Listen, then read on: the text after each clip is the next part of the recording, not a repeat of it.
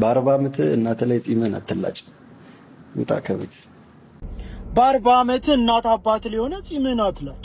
እላጫለሁ ማን ያ ላንተ የወጣችሁ ፀሐይ ለኔ እስክትወጣ ድረስ እላጫለሁ። አንዳንዴ ምንም ያልሰሩ ሰዎችን ወደ ሚዲያ ስታመጡ መጨረሻው ይህ ነው። ይህ ግለሰብ ምንም የሰራው ነገር የለም፣ ጀስት ተሳዳቢ ነው። ምንም ኢንተርቴን የሚያደርገው ነገር የለም፣ ያደረገውም ነገር የለም። ለመሳደብ ደግሞ ምንም አይጠይቅም። ባዶ ቀፎ መሆን ብቻ በቂ ነው። ይህ ግለሰብ የመንግስት አካላትን ተሳድቧል፣ ፖሊሶችን ተሳድቧል፣ ትራፊኮችን ተሳድቧል፣ ማህበረሰብ ተሳድቧል፣ እንዲሁም ግለሰቦች ላይ አፉን ከፍቷል። ግን ማን እኔ ልንገር፣ በ40 ዓመቱ እናት አባቱ ላይ ቁጭ ብሎ የእናት አባቱን እንጀራ መብላት የሚያስደስተው ወጣት የለም መሄጃ ስላጣ እንጂ። ከዛ ግን የእንዳንተ አይነቱ ደንቆሮ አፍ መክፈቻ መሆን አይችልም። ማን አንተ ትናንት ድርቆሽ እንጀራ ትበላ ይሆናል፣ ዛሬ የግዢ እንጀራ መብላት ጀምረ ሊሆን ይችላል።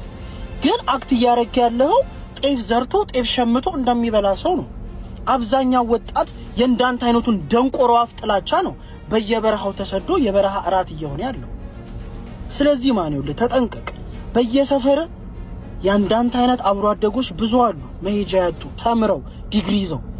ከተማው ላይ ብዙ አይነት ወጣት አለ መሄጃ ያጣ ተስፋ ያጣ። ስለዚህ ማን የራሱን ጺም ብቻ አይደለም ያንተንም ይላጭላል። ያ ዱርዬ ፍቅር መስጠት እንደሚያውቅበት ህይወት መንጠቅም ይችልበታል። ብዙ አፍን አትክፈት፣ ረጋ በል።